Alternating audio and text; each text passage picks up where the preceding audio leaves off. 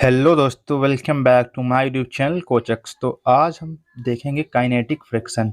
इसके पहले हमने वीडियो में स्टैटिक फ्रिक्शन, लिमिटिंग फ्रिक्शन देख लिया था और ये भी देख लिया था कि स्टैटिक फ्रिक्शन और लिमिटिंग फ्रिक्शन में फ़र्क क्या होता है। तो जो लिमिटिंग फ्रिक्शन होता है वो हमारा maximum value of static friction होता है। तो आज हम देखेंगे काइनेटिक फ्रिक्शन। तो काइनेटिक फ्रिक्शन की जो डेफिनेशन होती है वो होता है कि it acts when the relative slipping starts and one object moves over the other object. तो ये क्या होता है हम समझेंगे। तो ये बता रहा है कि एक ऑब्जेक्ट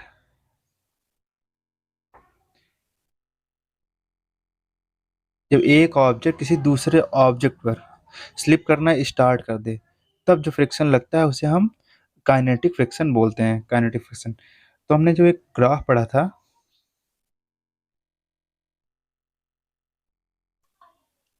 ये ग्राफ ने फर्स्ट वीडियो में पढ़ा था कि जो एक स्टैटिक फ्रिक्शन लग रहा था तो एक मैक्सिमम पॉइंट आता था यहाँ पर, इसे लिमिटिंग फ्रिक्शन बोलते थे। लिमिटिंग फ्रिक्शन लिमिटिंग फ्रिक्शन बोलते थे। तो इस लिमिटिंग फ्रिक्शन के बाद जब थोड़ा सा भी फोर्स लगा देते तो ये ग्राफ नीचे डाउन कर जाता था और ये पैरेलल चलने लगता था। तो ये जो पैरेलल चल रहा है ये हमारे पास होता है काइनेटिक फ्रिक्शन। इसे बोलते हैं गतिक घर्षण हिंदी में, और इसे बोलते हैं लिमिटिंग को लिमिटिंग फ्रिक्शन को बोलते हैं लिमिटिंग फ्रिक्शन। तो इसे लिमिटिंग फ्रिक्शन ही बोलते हैं। तो जैसे कि ये बॉडी में पास है, ये वाली और ये है। अगर हम इस पर फोर्स लगाएंगे, इस तरह हमको अगर इसे हमने एफ फोर्स से खींचा, एफ फोर्स से अगर हम इसे खींच रहे हैं तो इसे पहले खींचेंगे, कम फोर्स लगा। इसके स्टैटिक फ्रिक्शन से अगर हमने कम फोर्स लगाया तो ये बॉडी मूव नहीं करेगी। तो जैसे जैसे हम फोर्स बढ़ाते जाएंगे वैसे ही ये जब लिमिटिंग फ्रिक्शन पर आ जाएगी तो एकदम चलने वाली होगी। तो वो हमारा लिमिटिंग फ्रिक्शन होता है, अगर उससे भी ज़्यादा, थोड़ा सा भी ज़्यादा बल लगा दिया हमने फोर्स तो ये बॉडी मूव कर जाएगी। तो फ्रिक्शन की वैल्यू डाउन हो जाएगी और ये बॉडी मूव करने लगेगी। अच्छा, एग्जांपल के लिए हम देखते हैं कि अच्छा, मेरे पास ये है, अगर हम इसको मूव कर रहे हैं तो ये मूव नहीं हो रही। अब फोर्स थोड़ा सा लगा रहे हैं, अब इससे अगर ज़्यादा जरा सा फोर्स लगाएंगे तो ये मूव कर जाएगी। तो जब ये मूव करने लगी तो इसका जो फ्रिक्शन है इस सरफेस का और ये जो प्लेन है कागज का, इसके बीच ये जो सरफेस का जो फ्रिक्शन है वो देखो, यहाँ पर जब फोर्स लगाया, जब मूव नहीं कर रही तो ये पास स्टैटिक फ्रिक्शन। थोड़ा सा फोर्स लगाया तो ये मूव कर गई, ये पास हो गया। जब मूव कर गए तो काइनेटिक फ्रिक्शन, और एकदम जब मूव करने वाली हुई तो इसे लिमिटिंग फ्रिक्शन बोलते हैं। तो हमारे पास इसका जो फॉर्मूला होता है वो होता है कि जो लिमिटिंग फॉर काइनेटिक फ्रिक्शन होता है वो एफ के डायरेक्टली प्रोपोर्शनल होता है नॉर्मल रिएक्शन के। एन जहाँ पर होता है नॉर्मल रिएक्शन, ये डायरेक्टली प्रोपोर्शनल होता है नॉर्मल रिएक्शन के। क्योंकि जितना ज़्यादा वजन होगी चीज़, जैसे कोई भी, अगर ये 50 किलो का है तो ज़्यादा फोर्स लगेगा, 10 किलो का है तो कम लगेगा, 1 किलो का है तो और भी कम फोर्स लगेगा। तो जो ये काइनेटिक फ्रिक्शन यानी गति घर्षण है ये डायरेक्टली प्रोपोर्शनल होता है एन के। एन मैक्सिमम टाइम पे वेट ही होता है। जब कोई इंक्लिनेशन एंगल ना दिया हो तब ये वेट के बराबर ही होता है। तो एफ के डायरेक्टली प्रोपोर्शनल टू एन हो गया मेरे पास।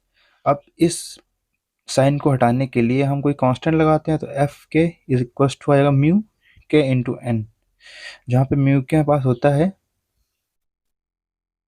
Coefficient of kinetic friction. यहाँ पे म्यू के पास होता है कोफिशिएंट ऑफ काइनेटिक फ्रिक्शन यानी काइनेटिक फ्रिक्शन यानी गति घर्षण का गुणांक, ये होता है पास। तो जो म्यू के होता है, यहाँ पे देखेंगे ये हमारे पास म्यू एस की वैल्यू इतनी होती है ना यहाँ पर, और म्यू के यहाँ नीचे होता है। तो इसके लिए एक पॉइंट होता है कि जो म्यू के होता है वो ऑलवेज लेस देन इक्वल होता है म्यू एस के। Always less than mu S के होता है ये। तो यहाँ से हमारे पास ये निकल के आएगा, जो एफ के होगा ये भी लेस देन इक्वल होगा एफ एस यानी एफ एल यानी लिमिटिंग फ्रिक्शन निकालते हैं हम लोग। तो ये बस पॉइंट याद रखने वाले हैं।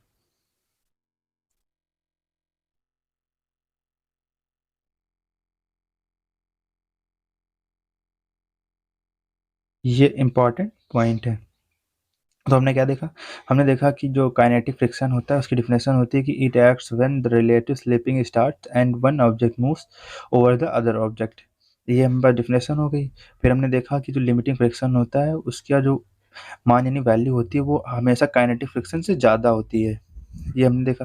फिर इसके बाद देखा कि जो काइनेटिक फ्रिक्शन है वो डायरेक्टली प्रोपोर्शनल होता है नॉर्मल रिएक्शन के। फिर देखा कि जो काइनेटिक फ्रिक्शन होता है वो नॉर्मल रिएक्शन के डायरेक्टली प्रोपोर्शनल होता है। जब ये प्रोपोर्शनैलिटी का निशान हटाने के लिए हम म्यू के का इस्तेमाल करते हैं। म्यू के हमारे पास होता है कोफिशिएंट ऑफ काइनेटिक फ्रिक्शन, ये कोफिशिएंट होता है।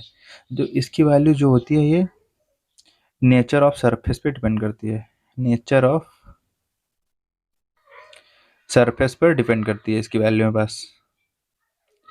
अगर रफ सरफेस होगी तो म्यू के की वैल्यू ज़्यादा होगी, अगर रफ होगी तो म्यू के की वैल्यू हमारे पास ज़्यादा होगी, अगर हमारे पास स्मूथ होगी तो म्यू के की वैल्यू कम होगी। यही हमने म्यू एस के लिए भी पढ़ा था कि म्यू एस की वैल्यू हमारे पास रफ के लिए ज़्यादा होती है और स्मूथ के लिए कम होती है। ये नेचर ऑफ सरफेस पे डिपेंड करते हैं, ना कि एरिया ऑफ सरफेस पे डिपेंड करते हैं। तो हमारे पास फार्मूला क्या आ गया? एफ के इज इक्वल टू म्यू के इंटू एन। एन यहाँ पे नॉर्मल रिएक्शन है। ये बस फार्मूला आ गया। अब हम डायरेक्शन देखते हैं काइनेटिक फ्रिक्शन की।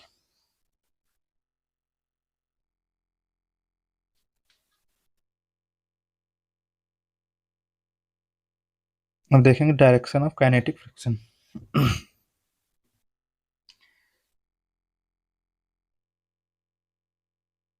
Direction of kinetic friction.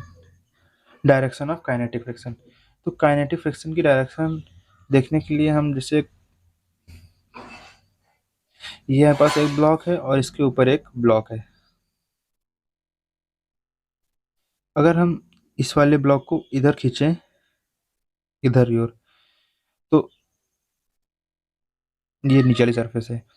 जब इस वाले ब्लॉक को हम इधर खींचेंगे, इस वाले ब्लॉक को हम इधर खींचेंगे तो इस सरफेस पर, इस सरफेस द्वारा इधर की ओर फ्रिक्शन लगाया जाएगा।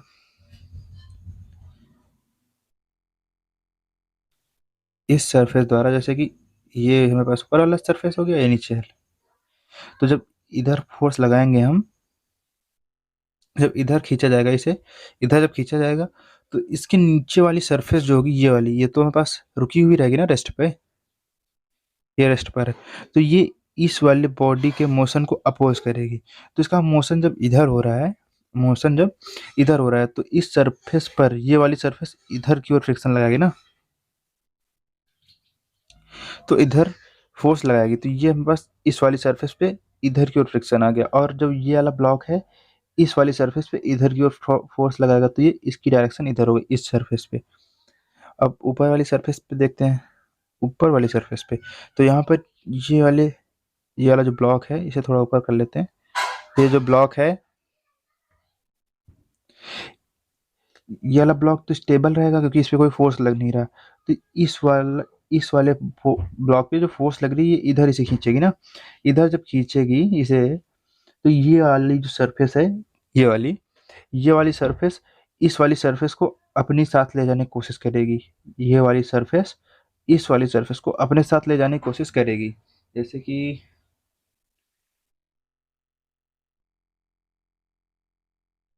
हम देखते हैं कि जैसे ये वाले, ये ब्लॉक है ऊपर नीचे रखे हैं, ये ब्लॉक रखे हैं पास। जैसे हमारे पास ये दो इरेजर हैं। अब पहले हम ये वाला देखते हैं। जैसे ये वाली सरफेस हमारी पेज वाली सरफेस हो गई मान लिया ना, और ये वाला फर्स्ट ब्लॉक हो गया, ये ऐसे रखा है, ये ऐसे रखा है। तो ये वाले ब्लॉक पर हम फोर्स लगा रहे हैं, इस वाले ब्लॉक पर हम फोर्स लगा रहे हैं। तो इसको जब खींचेंगे हम तो इस पर ये जो फोर्स, ये नीचे पेज है ये पीछे की ओर लगाएगा बस। जब इसको ऐसे आगे बढ़ाएंगे हम, इसको इसको जब आगे बढ़ाया जाएगा ऐसे, तो ये जो नीचे वाला सरफेस है पेज वाला, ये इस पर इधर डायरेक्शन पर फोर्स लगाएगा और हम इधर की ओर इसे खींच रहे हैं। और ये वाला जो सरफेस है रबड़ का, ये इधर की ओर इसे फोर्स लगाएगा। तो अब ऊपर वाला देखते हैं। ऊपर वाले में क्या है कि ऊपर वाले पर फोर्स लग नहीं रही, फोर्स लग रही नीचे वाले पे। तो इस वाले इसे ऐसे देखते हैं कि हम फोर्स इधर इस पे लग रही, इसे हम खींच रहे हैं ना अपनी ओर। इसे जब खींचेंगे तो ये वाला जो रबड़ है, ये जब आगे बढ़ेगा तो इसको भी अपने साथ ले जाने की कोशिश करेगा, इसको भी अपने साथ ले जाने की कोशिश करेगा। तो इस वाले इस वाली सरफेस द्वारा इस वाली पर जो फ्रिक्शन लगेगा वो इधर की ओर लगेगा ना।